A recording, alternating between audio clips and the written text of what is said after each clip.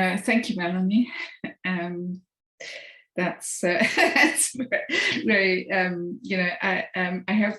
can today live up at least a little bit to this wholesome introduction. Thank you very much. It's very kind. So what I want to do today is argue for, so it's a research area that I get credit for co-founding.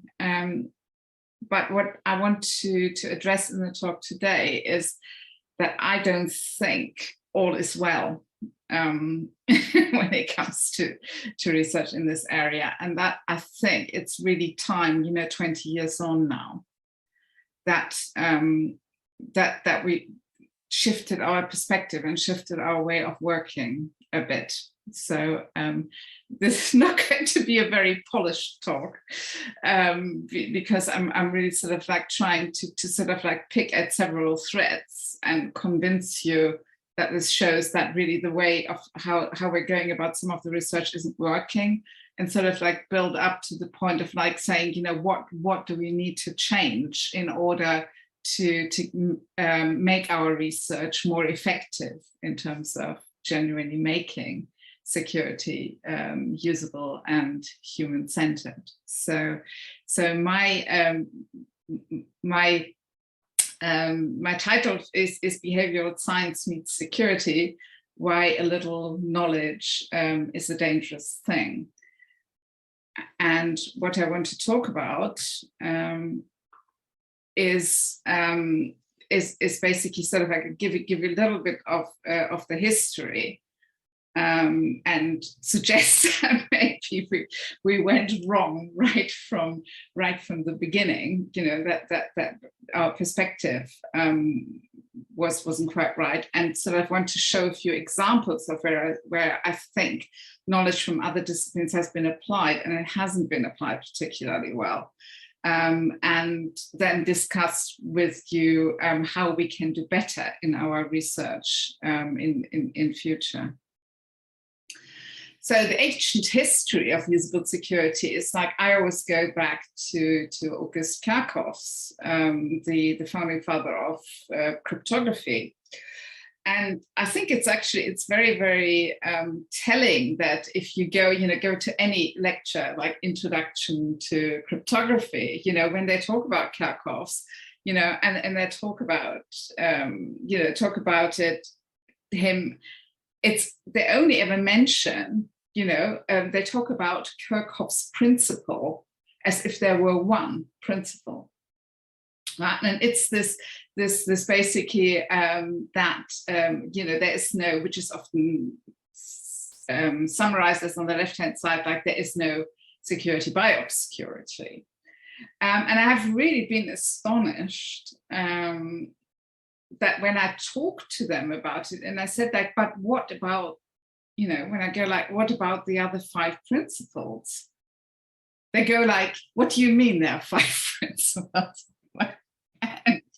And then basically, and this is happened right, through my esteemed colleagues at Bochum, to Bruce Schneier about 10 years ago, when I pointed this out to him, and he said, and he went like, oh, can you please send me the slide? But I think it's just astonishing that that the other principles are ignored, because 3 of the principles of Kerckhoffs were about usability. It was about what do we have to do so the intended users, I mean, in his case, soldiers who were carrying the telegraphic equipment, through mud and were like sending messages whilst, on the battlefield, whilst being shot at, and with some general shouting at them. Like, so where's the other, where's the other battalion or something?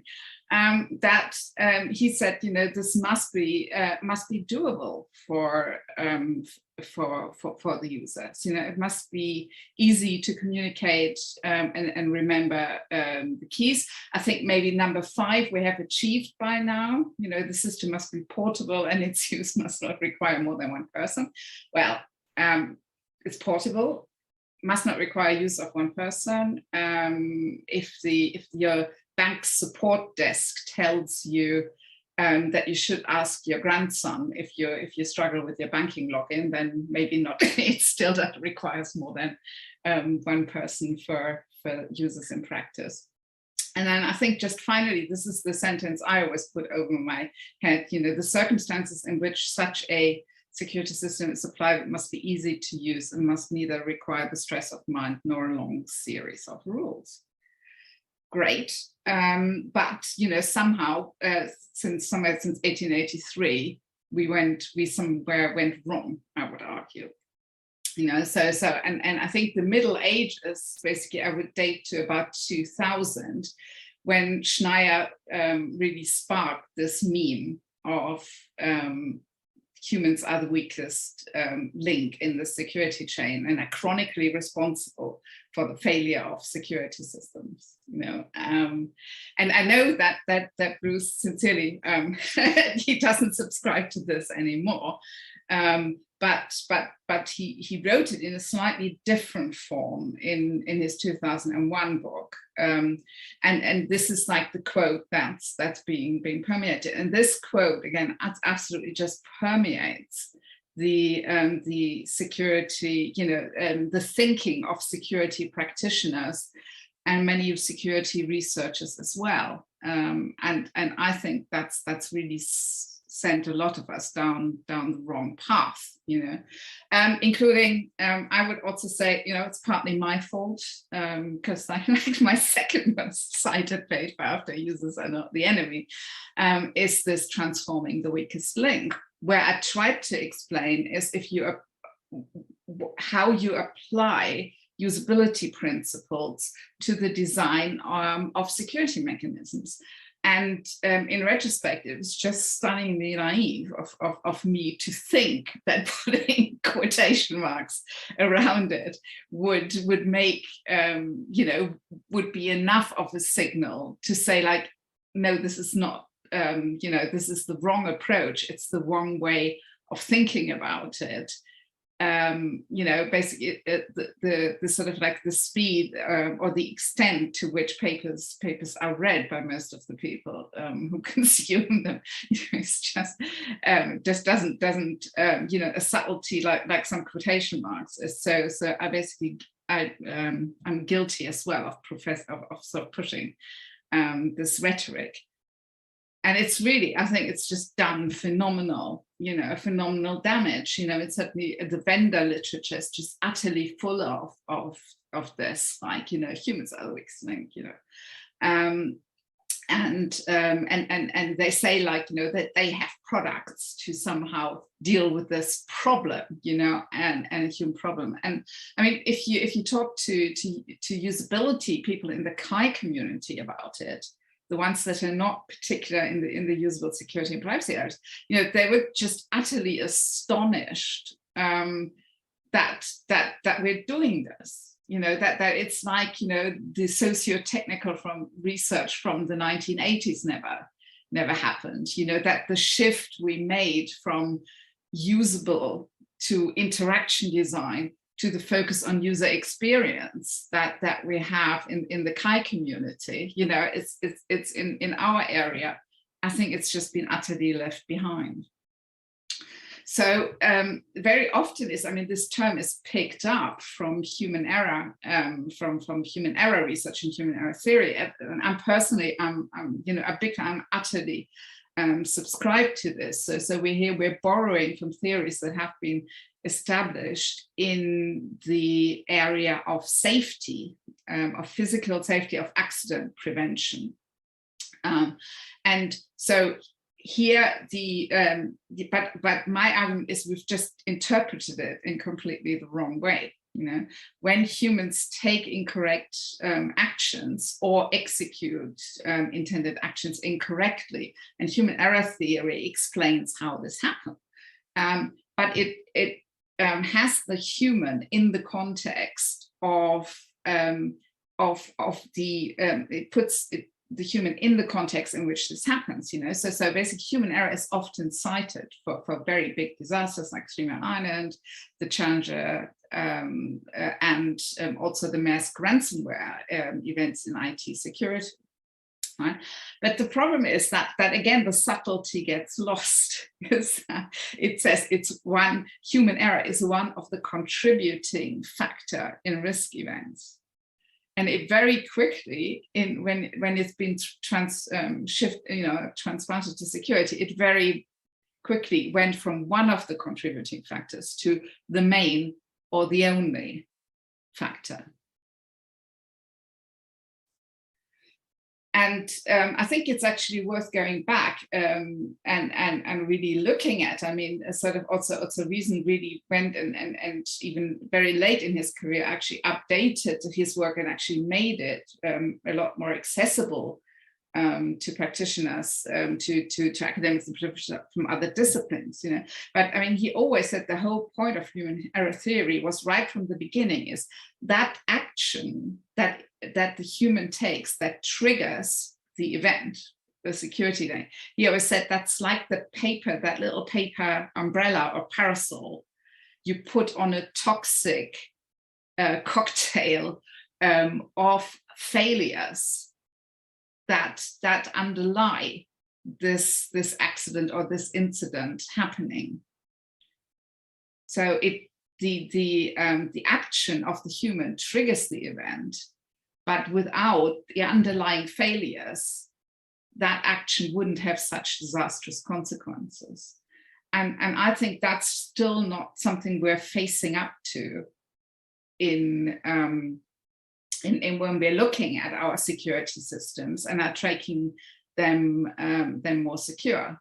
You know, so the whole point of the human error approach is that you constantly try and identify and fix the underlying failures. You know, so Reason famously produced this Swiss cheese model where he said, and I've just adapted it to security here, is, you know, you've got attacks happening and the organization builds layers of defenses. You know, but if we didn't use a Swiss cheese, if we use a solid cheese, right? I mean, you wouldn't be able to interact with the outside world. So we put up barriers and defenses, and then we have various kind of like holes in them. And a security incident happens if the attacker manages to find a route through successive holes in the defenses and so on. And the way that the human error approach works is that every time you find, you know, that normally the attack doesn't go straight through, it gets stuck in one of, you know, gets through the first cheese slice and then gets stuck in the second one, but you notice that it got through the first cheese slice, and you look at why did that happen and how can we, you know, how can we change the cheese slice so it doesn't happen again, you know. And it's very, very clear that these holes are either their active failure, so that is the user choosing the incorrect action, but they are the underlying latent conditions that are also the case. So in a simple case, it's like, so if a human circumvents, doesn't follow a security measure, you know, that is a vulnerability and that is an active failure. But if they do it because they don't understand the instructions, they can't understand the instructions, or they can't follow the instructions and still get their main job done, then that is a latent condition and a latent failure that needs to be addressed and fixed. And that is, you know, that's really what I've spent most of the past 20 years doing, is to work in organizations, is to not just you know, to identify these failures and gradually improve security. I mean, one of the reasons why I think we haven't really seen the improvement in security in organizations I would like to see is because we haven't developed the same disciplines that safety, you know, that the safety practice that is based on this theory has developed. And that is that you learn from every incident and you learn from every near miss. And a near miss is every time something you, one of the defenses didn't work, you know, and if you think about transport safety, you know, that's the way it's being dealt with. You learn and improve. And I would say that in security, we're a long way from that. You know, we just ignore the fact that that employees can't follow security measures until we have the security incident right at the end, and then all hell breaks loose. Then suddenly money is no object. You pay anything for consultancy and training, to improve, to target your weakest link, and that's really just not a sensible way of going about it. It really is, when you operate a system like that, it's an ongoing effort and an ongoing learning experience, an effort to improve. It's basically, to blame is human, and reason acknowledges that, to want to put the blame on somebody for, on a human for a particular incident, it's just human, that's human nature, it's human emotion, it distances us from the guilty party, but as Reason said, it's a fundamental attribution error. When you see somebody doing the wrong thing, you attribute it to the person's character or ability. We say she was, careless, silly, stupid, incompetent, irresponsible, reckless, or thoughtless. But if you were to ask the person, why he or she did it, they would almost certainly tell you, the circumstances forced them to behave. The answer lies in the middle. Not really here making the point that the human is utterly blameless, that they may have actually ignored instruction to the contrary, or consciously taken a shortcut. But again, if you go back to that lovely metaphor of the umbrella on the top, it's only one of several vulnerabilities that enables this accident.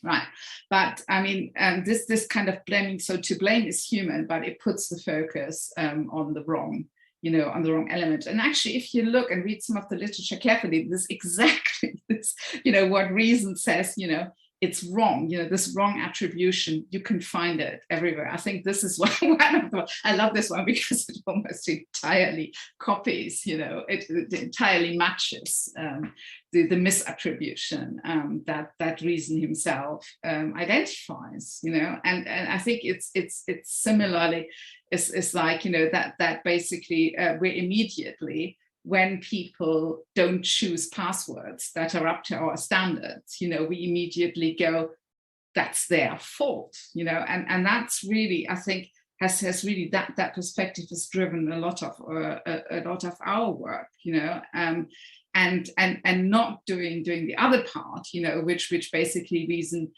points out is, we can't change the human condition, by which he means this classic cornerstone of usability, right? We can't change the capabilities and limitations that humans have, but we can change the conditions under which people work in order to make unsafe lives. Like it's, we haven't really put that focus enough on changing the environment to make it easy to follow secure practices. So this kind of like blame game, I would really argue that we really need to stop this, because it's really driven the perspective and a lot of research down this route of and I think this is the fundamental misconception that's been derived here. If you look at what human error theory actually says and how we use this term, is that the human is the problem and we need to fix the human. And we've put 90% of our effort into fixing the human instead of actually trying to clean up, why is security really so difficult to understand and use for people. And you can see it, it's, security awareness education training is a $1 billion industry, with $1 billion alone spent on anti-phishing training per year. But no, you can't basically fix human limitations. That's what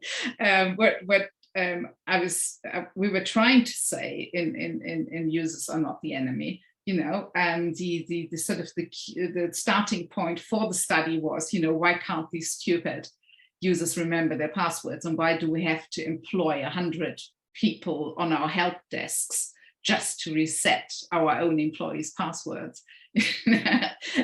And the answer is because you've given them a task that human memory, it just isn't built for. You can't change, in this case, it was between 16 and 64 different passwords and pins changed on a monthly basis, every 30 days. And I actually almost, sort of like, I had an absolute like a deja vu that almost made me faint when I was in a company a couple of days ago. And one of the first thing, one of the people I was talking to was that he's saying like, but of course I can't do this. I've got 24 different types of logins and I have to change them every 30 days. So that in practice, you're still seeing that out there, and just to suggest that training would be a way of dealing with this. It's just, it's ridiculous once you think about it, right? Then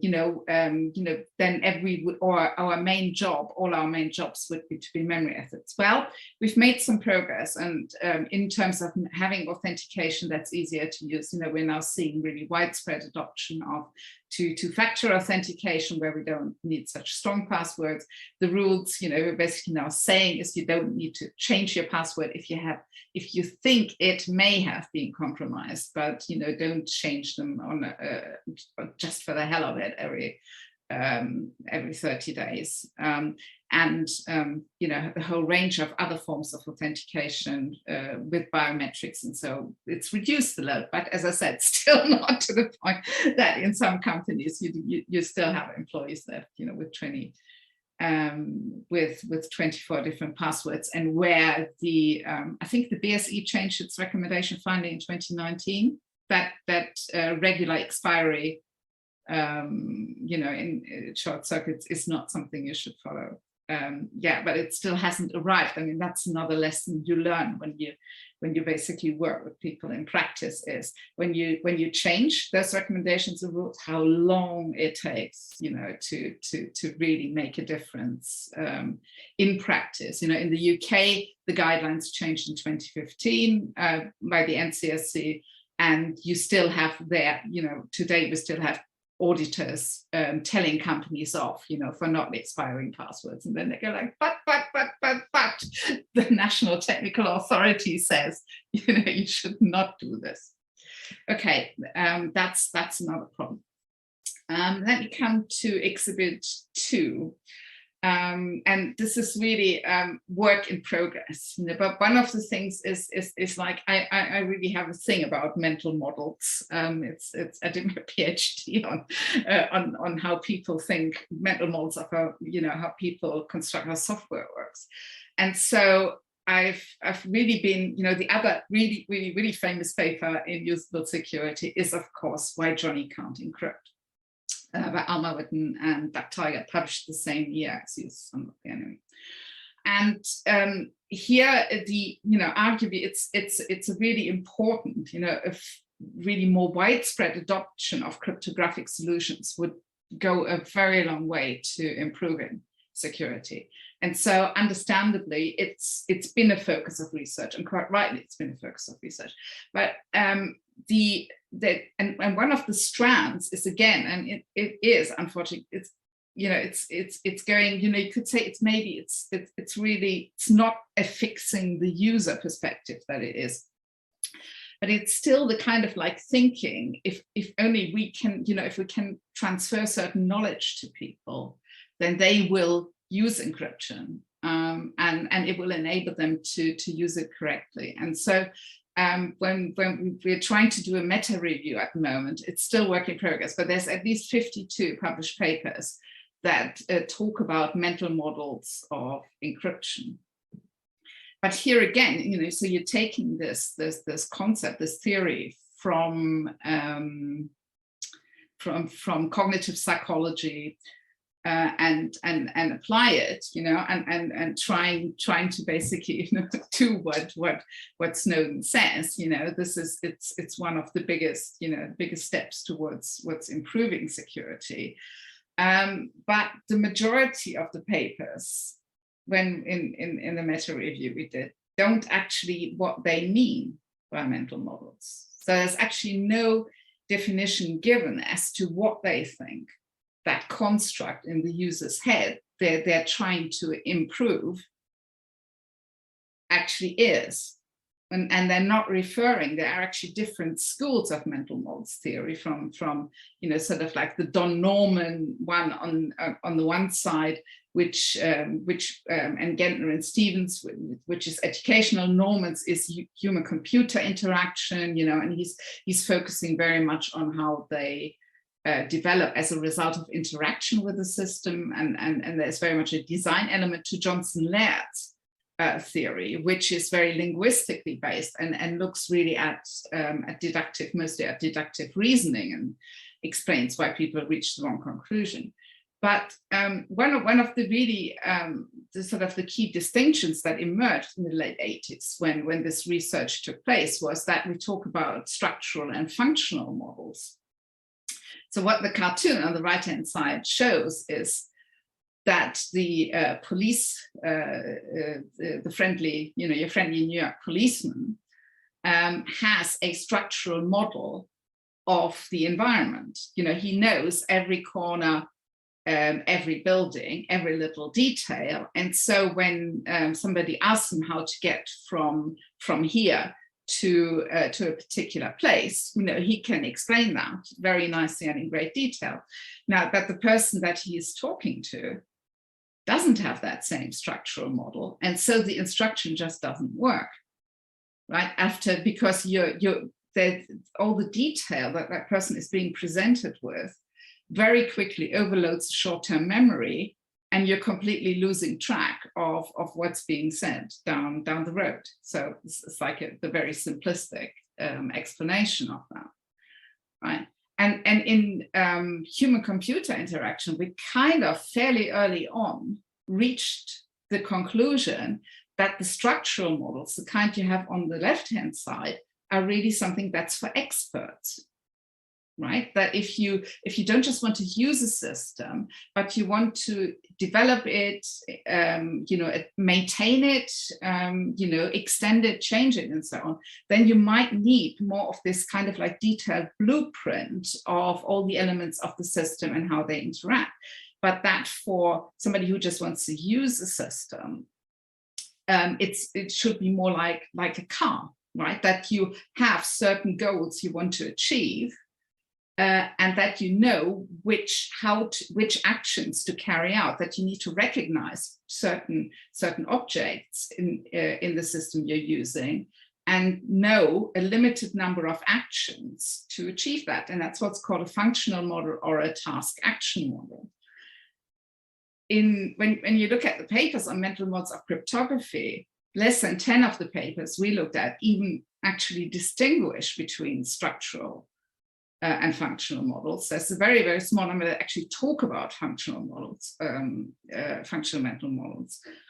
So what they're implicitly trying to do is they're trying to transfer structural models. And that's also exactly what Alma Witten did after Why Johnny Can't Encrypt. If you read her PhD work, is that she was very convinced that in order to use encryption correctly, you need to understand how public key encryption works.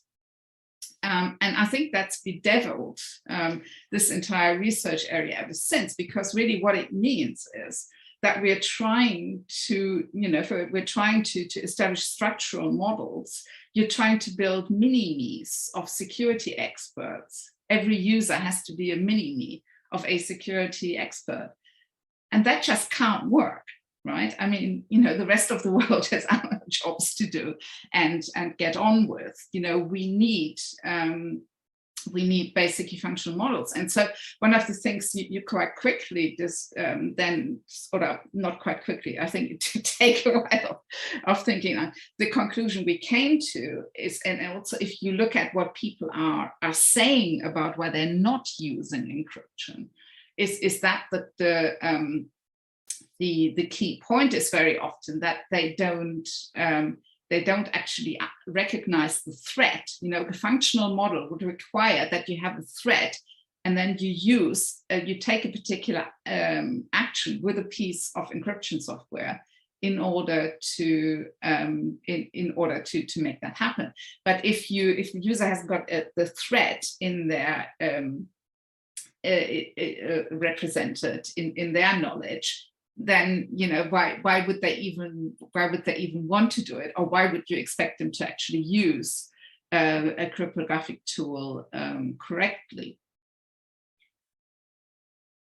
So so something that is, I'm not saying, I am saying users have to, we have to improve, we have to update user knowledge, there are new things for users to learn in the digital age. But then the next one, I want to sort of shift slightly over to, so how?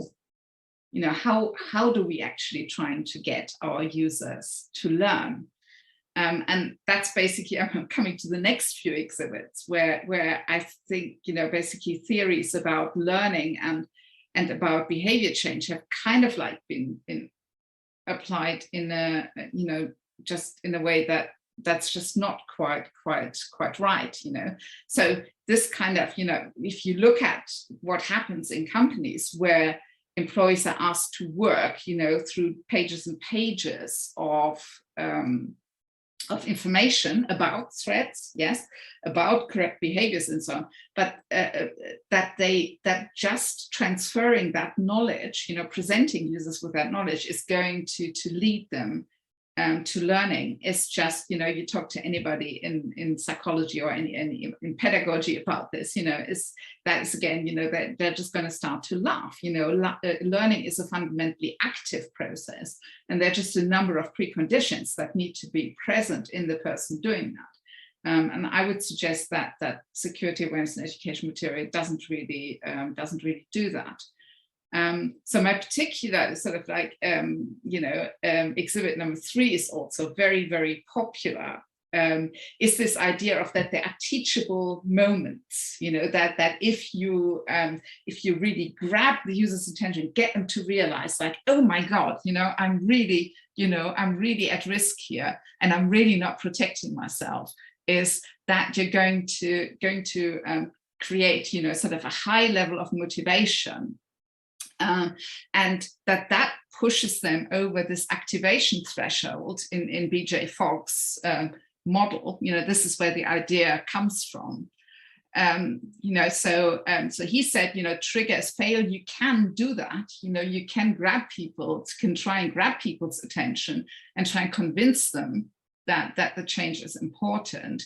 But you won't get a lasting behavior change unless people are over that activation threshold. So that means, and I would suggest here what happened with security people is that they're utterly like the rabbit, sort of the snake, sort of like focused, like the rabbit on the snake, focused on the motivation part. Let's basically motivate people. If your motivation is very, very high, then the fact that it is not easy to do, this idea that you can compensate for it in that way, right? So there is essentially just focusing on increasing the motivation, but leaving out the how easy do we make it for people to do this. And that is, I think it's just, if you look at that previous instantiation or the new instantiation of the Fogg model, it's just completely misinterpreting what he said. He actually goes at great lengths to point out motivation is overrated, right? To try and get somebody to change behavior to high levels of motivation, it peters out incredibly quickly, right? So if you don't attack this part here, on the right-hand side, is if you don't look at what everybody who works in the behavior change area, knows, is this like smoothing the path, shape the environment, smooth the path, make it easy for people to do the right thing. If you just focus on motivation and don't do the right-hand side, forget the triggers, they're not going to work. And just for completeness sake, I just wanted to point out that Fogg himself changed the terminology. He doesn't call it trigger anymore. He calls them prompts, because trigger is associated with guns, and that's it's not good. So we do it. I thoroughly recommend. I mean, I personally am a huge fan of his work, and I've learned a lot from following that. But we really need to apply it properly, and not do this smash and grab again. Okay, I can have a trigger, right? and then just focus on part of it and go like motivate, scare the hell out of people, and then even worse, arguably use this trigger, argue that phishing training, that phishing people and demonstrating to them you really don't get it, right? You're really not recognizing, you're really not looking carefully enough, that this is the way, this would be a trigger moment that's going to now magically enable people to recognize what is a phishing message and what isn't. With very crude ones, maybe, but with sophisticated ones, no. And it completely ignores the fact that you're leaving people with a task, people who get 100 or more emails a day, that you're setting them the task of very carefully checking about 7, 8, 10 different attributes of every email and then decide whether it's suspicious or not. I think that's just not really, that's not easy to do. And even when people have been really scared and they're very, very careful for a long time, eventually the demands of their main job and the productivity they need to deliver will mean they're just at some point going to stop doing all these, 7, 8, 9-point checks, and it will happen. It's just not a sensible response. And on top of that, what kind of experience, in usability, we talk about user experience all the time. What kind of experience is it when you think, you're getting a bonus, and your expectation is built out, and wham, not only are you not getting a bonus, you are being chastised for having having done something wrong by the name of security. So or particularly bad here is the German example of when you do this like with your medical staff, promising them bonuses for their corona hard work, working in hospitals on corona. I think it's just actually, the mind boggles, what kind of image of the human you have to think that this would make turn people into good security citizens, into good organizational citizens. It's got exactly the opposite effect. In most cases, this is it's just really, we're back to users are the enemy, right? And we are attacking them. And I thought, the whole starting point was not to do that. And it's really, I think that kind of image of security that measures like that create are going counter to what we know about, how successful organizations work. And the research that's reported in the culture code, has actually shown very clearly that 3 essential preconditions in high-performing organizations, that do well, is people need to feel safe, they need to feel connected with team members, and they need to believe in a joint future. And I think it's really this kind of, if you're doing interventions and you're trying to improve behavior, we need to get away from toxic measures, that cast users, as the weak link and the villain, and try and basically get them to behave better by blaming, shaming, and attacking them. I think I'm sort of like running a little to think about coming to the end. I think it's also another theory that's very often cited is, it's very often used by security researchers, trying to change people's behavior as protection motivation theory, which basically has been ascribed to Eisen, originally Rogers. And that again, basically it focuses very much on this box of protection motivation. It's going into that again. We just need to motivate people. If we just tell them about, how great the risk is and how terrible the consequences will be, then they will behave better. And it's not, it's basically talk, motivation is overrated. We need to make it easy for people to do. And then for the bit, yes, we need to build competences, but you don't build competence just by motivation. And that brings me to, it's also, I think if you actually start looking, there's some much more, there's some better versions of this model now out there that show more realistically of how a person actually reasons about whether to take a protective action or not. So I particularly like this one from flooding, which also connects to actually the risk theory of John Adams. That you basically weigh, it's a much simpler model. And it's the perceived vulnerability and severity, then whether you do accept responsibility for it. And then it's like, how effective will my response be? Do I think I can do it? And how much is it going to cost me? Okay, I can't go into more detail here, but I think this is actually, I think we should basically ditch all the old versions of the protection motivation theory. And I think this one is actually, it's a very neat summary of it.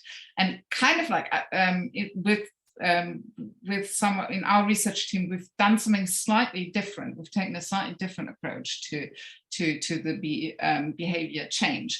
Before I come to that, I just very quickly want to also the other favorite, sort of like been flavor of the year for a few years has been the nudge theory. Richard Thaler, inventor, of nudges, and this idea is that nudging meaning, but in the way how it's used in security, it's very often, it's just nagging, right? It's just constantly going on and on and on about, you haven't done this, you should be doing this, haven't done this, should be doing this. And again, Richard Thaler is to some extent, this is not unique to IT security. It's been misapplied, nudging has been misapplied in many, many areas outside.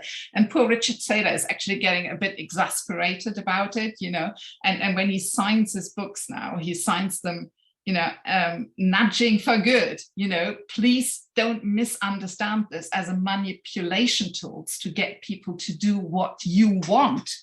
The whole starting point of nudges is the person has decided they want to change. And now you're helping them through the difficult part, through the difficult elements that are involved in behavior change, right? Nudges are not a tool to make people do something that you want, but they don't want, right? You need to really be in that place. And the other, like in the fog model, it's again, his exasperated thing is, if you want people to do something, make it easy. Don't just try and nudge, basically nudging. You don't nudge people through communication. He meant with nudging is you change the environment, you shape the environment to make it easy for them to change their behavior towards something that they have said they want to do. We can't really emphasize that enough. So our thinking has to be about, so no doubt people have to learn more about threats, and they have to learn something about protective, and they have to change some of their behaviors if you want to stay secure in the digital age. And we've picked up this through collaboration, which started quite a few years ago with security practitioners who were then working at what was then HPE, DXC. Both of them have moved on since and work in Switzerland in different companies at Switch and Swisscom in Switzerland, Katja Dörlemann and Mark Speyer. So they had first put forward this curve that's saying like, you know, when you're pushing information at people, you're only doing these lower 3 parts of the curve. But the change of the behavior requires more. You know, people need to be convinced, and they need to say they want to do it. Then you need to implement the skills. You know, they need to rehearse them, try them, and then move towards safe behavior. And we published this in an NCSC white paper called "Awareness is only the first step." You know, so if you're doing security awareness, that is only the first step towards behavior change, but you have to help people through the rest. And since we published this, I realized, you know, over the years that we've made some mistakes that we hear, and we've been trying to correct this in this new model. And the mistake, one of the key mistakes I made was that I just mentioned the very bottom part, the security hygiene part, the making it easy for people to do the right thing part. So that you basically really need to look at how much effort are these security methods requiring from the users, how much friction is there with their primary task. And if you're not doing that, if you're not doing the making it easy bit, you know, forget the rest. It's not, you know, you're not going to get people to change to a behavior that's like really effortful or disagreeable. Not going to work. So then we've got the classic information transformation part, but the following stages.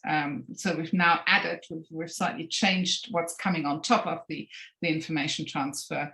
So it's first of all, the psych is what also the nudge theory points out is people need to want to change, right? So, and that is established concordance. And information security traditionally has been in an adherence model. That's what we mean by compliance. You tell people what you want them to do, and you assume, you know, and you just assume they do it. You know, they function like, you know, like a technical component you're instructed to things. Well, they don't. So once you've got concordance, then the next stumbling block potentially is that they don't have, they doubt they can do it, they're unsure that they do it, or they're even very sure they can't do it. And that's the self-efficacy part that also crops up in the protection motivation theory, but is often overlooked, you know, with this like focus on motivation is that, and that means behaviors need to be rehearsed so people get a feel for, oh, I can do this. And then it's the implementation of skills and abilities. So you rehearse it, you start doing it, and then the final part that we've picked up since I moved to Bochum, where I sort of reconnected with people in industrial psychology and work psychology and workplace safety to hit on this last part, which is intentional forgetting. And nudging and repetition are actually part of this very last stage. So, you know, we've just published this in German in a white paper. I'm gonna get the English version out anytime next week or something like that, where we explain those different stages in more detail. So basically, you first of all, you need to establish concordance, you know, render people, so awareness just renders people amenable to change, but then you need to get to the concordance point, you know, that get them to agree they want to change. Then the next step is get them to build their self-efficacy, get them to try it out and experience it. And actually really nice, I realized afterwards that a really good example I had actually seen in practice where in a bank, probably like it's over 10 years ago now, they introduced hard disk encryption as mandatory, including for all the traders and sales staff that were going out and marketing things. And there was just huge uproar. And they didn't want to do it. And when you know, as it often has happened to me, it's like, you know, I get called in when they say like, oh, they don't want to do it. We have the security measure and we think it's really important and people just aren't doing it. What can we do about it? And when you listen to people, it was just a lack of, they were just afraid of not being able to do it and then failing in front of customers or in front of audiences they were presenting to, right? And what it needed was to actually really have some workshops where they could try, where you would show them how to do it and they could try it several times until, I've encrypted it, I can decrypt it, it's there, right? And then you also offer like a potential backup of how they, if really you fail, to unlock your hard disk, you can still get to your data and then suddenly it's okay, right? And they do it. But that bit of rehearsing and building up your self-belief that you can do it is really, really important. And we pointed that also out in the ENISA report, that is probably the biggest stumbling block at the moment. And that when you see successful transformation, self-efficacy is actually that we did a meta-analysis of 1,600 papers in totally that looked at behavior, security behavior in organizations. And the only concept that showed a consistent positive correlation with successful behavior change was self-efficacy. Everything else, all the kind of like personality stuff or whatever, that's being tried, of various motivation approaches. No, this is it. And then finally, this is sort of like our latest and newest addition to the curve, but nevertheless, we think it's hugely important, is intentional forgetting. So in an organizational context, when you're trying to change people from an established behavior, a routine behavior, it's deeply embedded in working memory, and it's just carried out automatically, and you want them to shift to a new secure behavior, your biggest stumbling block at this stage is going to be if you keep triggering the old behavior. Every time you trigger the old behavior, you reinforce it and the new behavior doesn't get a look in. So removing those triggers. So don't change a security mechanism by just telling people to do something different. You need to change the design. You need to change the language. And that's really a key, find out what triggers the old behavior, and then this automatic execution chain. And then because that is the first thing. And I think just in security, we've been extraordinarily bad at not taking out the trash, right? New threats emerge and we come up with new rules. We never decommission any of the old stuff, right? And it just keeps garbaging up the content of the security awareness and training, right? And we just keep giving out more and more answers, more and more rules, and what you have to do to be secure. And I think that just fosters an argument we very, very often hear from users, and that is futility. I just can't keep up with that. It's the opposite of self-efficacy. It's just too much. I can't do it. It's too complex. I can't do it. And it's on us, to clean up and really throw out the old stuff. It's just getting in the way of getting secure behaviors established. So in conclusion, as I said, this was a bit of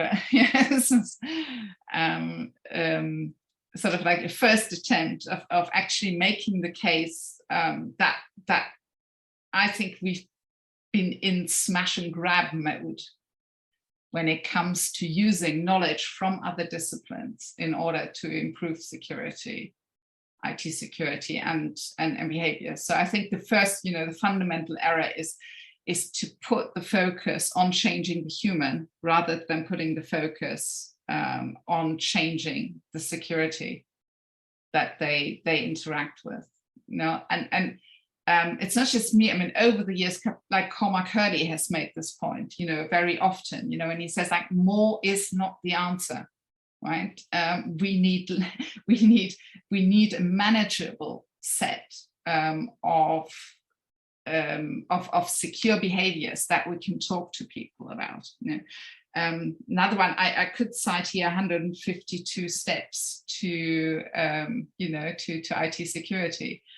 A study by Rita et al. That showed that even security experts can't agree what the 3 most important rules are to follow in IT security. You know, if you ask 250 IT security experts, you end up with 152 different recommendations. You know, if you take everybody's top 3. So I think also this end, you know, really change the focus on, you know, what we need to try to change and design is more the environment in which people act. And the smash and grab of other disciplines, and really genuinely collaborate with people from other disciplines who know those theories well, who know the methods very well. I think one of the sort of like the funniest one, I don't want to really commit this to, and I might actually, if you stop the recording at some point, I'll tell you about it. When it really, one of the most egregious examples of this I've seen. Don't really do it.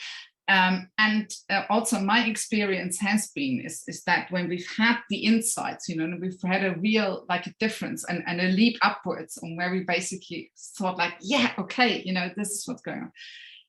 It's all come from work in companies, right? It's come, so transdisciplinary research, working in real environments, you know, going into companies, listening to the real, you know, to employees there who tell you why they can't do something. And believe me, they're very keen to tell you why they can't, you know, why they can't do something, or why they feel they can't do something.